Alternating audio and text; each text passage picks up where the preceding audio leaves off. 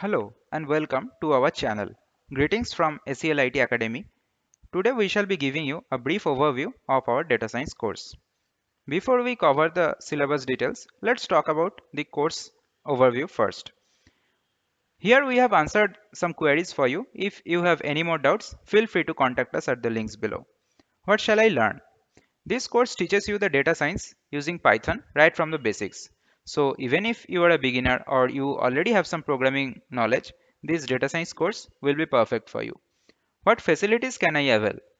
Once registered, we provide you with offline as well as online trainings. You shall get to learn data science in a state-of-the-art infrastructure. You also get a course completion certification. What is the duration?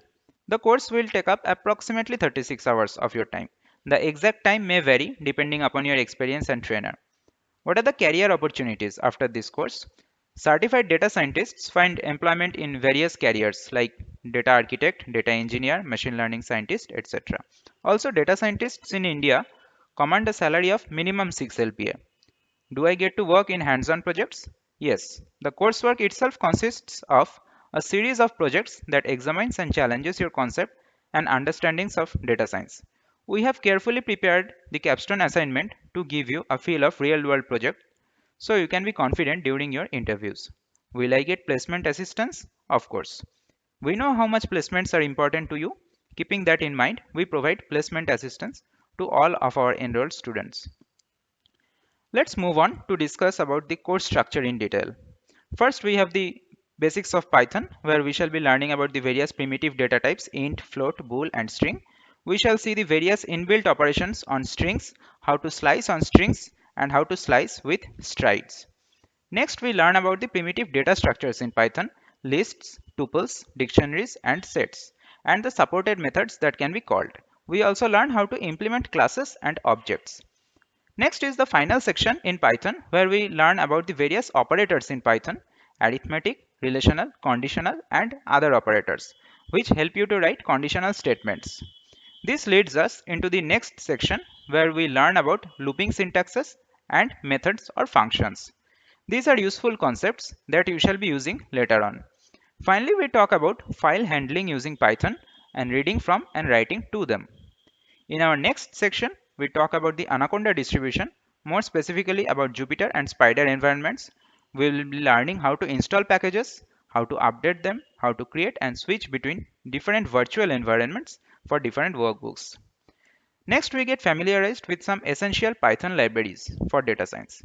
For example, NumPy is an extremely useful library for numerical arrays, multidimensional matrices, and series, which allows for speedy access and manipulation of numeric data. NumPy arrays are very useful in our data science workflow. SciPy is also a Python library quite similar to NumPy. Then we have Pandas, a Python library that makes data manipulation and analysis easier via data frames.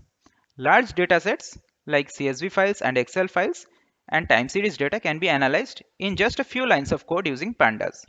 Last but not the least, we have Matplotlib, Python's well-known plotting library that lets us generate well-annotated, clear graphs and charts. In the second half of our course, we shall be getting deeper into data science by learning about statistical modeling first. We start from the very basics of statistics, cover the various statistical measures, distributions, and summaries so that you can generate a clear idea about your data very quickly. Next, we learn about hypotheses, how to state them, and how to test them for significance. This continues in the next section where we learn how to test the means and variance of different samples and populations to understand their statistical significance. We shall be performing both one-tailed and two-tailed tests. Now we have a clear idea about statistics. We shall now begin with the data analysis part. We learn first how to handle, manipulate, and convert between different data formats. For example, extraction of hours and minutes from timestamps or integer encoding of categorical data. We also learn how to perform data wrangling and munging, which leads us directly to EDA, exploratory data analysis. We will be generating descriptive statistical summaries of datasets, learn to recognize the data distributions, and infer valuable insights from them. When conversing about data, no conversation is ever complete without talking about relational databases. Our choice for a relational database management system is MySQL. We shall learn about databases, database architectures, database normal forms and creation in MySQL Workbench, a platform for MySQL. Then we learn how to retrieve data using a specialized query language called structured query language. We learn how to write SQL queries, how to implement aggregate functions in them, and how to optimize them for better performance. Next is the most important module in our whole course, predictive modeling, implemented via scikit-learn. This is where we shall be creating, training, testing, and finally deploying our models to generate results. For training and testing purposes, we learn how to create training, testing, and validation samples from our data population. We have to familiarize ourselves with evaluation metrics too and learn when and how to use them. Lastly, we talk about creating the models themselves. We implement some regression models using simple regression, multilinear regression, polynomial regression, and regression trees. In classification algorithms, we learn how to implement logistic regression, k-nearest neighbors, decision trees, and random forests to properly classify unlabeled data. Clustering techniques like k-means and medoids will also be discussed. These algorithms are used to group together similar types of data. We finish off this course by learning how to generate inside visualization graphs and charts and how to infer from them. We shall be using matplotlib and plotly libraries here to display our findings better using various forms of bar charts, line charts, histograms, box plots, etc. We will also be performing some interactive plotting using the plotly library. Finally, we finish off our course with an elaborated, well-designed capstone project that will thoroughly examine your understandings of statistical lessons.